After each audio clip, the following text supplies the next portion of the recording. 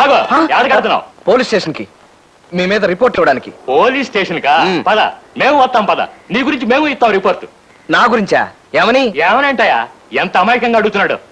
కట్టాలో పడి ఇల్లు గడవక తప్పనిసరి నా కూతుర్ని ఇంటికి పనికి పంపిస్తే దాన్ని మాయమాటలతో లొంగ తీసుకుని దానికి నెల తప్పేటట్టు చేస్తావా? అయ్యో, నేను తప్పేటట్టుగా చేశానా? ఏమండి, నేను అలాంటివాడిని కాదండి. సాధ్యమైనంత వరకు తోటి స్టూడెంట్స్ కి సహాయపడి వాళ్ళందరూ పాస్ అయ్యేటట్టు చేశాను కానీ ఎవరిని తప్పేటట్టు చేయలేదండి. నోరు మూయవయ్యా. నా కూతురు తల్లి కాబోతుంది. దానికి ఇప్పుడు 3వ నెల. అలాగా? ఈ విషయం నరసింహ నాతో చెప్పలేదే. ఏమండి, ఆ విషయం మాకు ఇప్పుడే తెలిసింది. నీకు ఆ కబురు శబ్దమనే వస్తున్నాం. ఎంతైనా ఆ బిడ్డకి తండ్రివి కదా.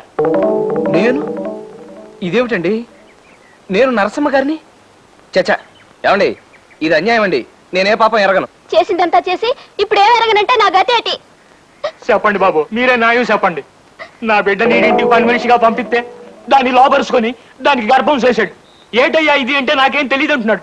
చెప్పండి బాబు, మీరే న్యాయం చెప్పండి. సార్, ఇది అబద్ధం, పచ్చబద్ధం. ఏమయ్యా, చదువుకునే కుర్రాళ్ళ ఉన్నావు? నువ్వు చేయాల్సిన పనేనా ఇది? ఎంత అమాయకంగా కనబడుతున్నాడు చూడండి. సార్, నాకేం తెలియదు సార్. ఒట్టు, సరస్వతీదేవి మీద ఒట్టు. ఇప్పుడు ఈ నా బిడ్డ మెళ్ళ తాళి కట్టినంటే అది ఊరేసుకుంటుంది. నా బిడ్డను నాకు దక్కించండి బాబు, మీ కాళ్ళు కొట్టుకుంటాను. ఇదిగో, ఇట్లాంటి మాటలు మాట్లాడుకో. నేను ఎవరిని పెళ్లి చేసుకోను. ఓ పలుసు పిల్లలు చెడగొట్టి పెళ్లి చేసుకోవాలంటే ఊరుకుంటారట. అతనితో మాట్లాడండి. 4 తగిలిస్తే తిక్క కుది దారిలోకి వస్తాడు. ఏమయ్యా?